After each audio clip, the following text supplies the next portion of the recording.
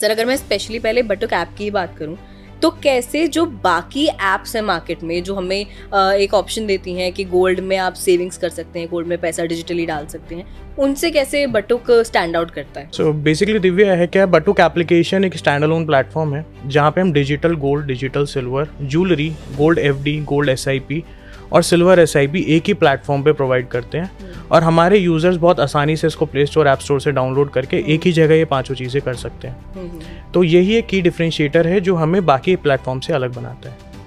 और एक ease provide करता है हमारे कस्टमर्स को, हमारे यूजर्स को एक एक्सपीरियंस प्रोवाइड करता है जिससे वो डिजिटल गोल्ड और सिल्वर में छोटे छोटे अमाउंट में सेविंग स्टार्ट कर सकते हैं।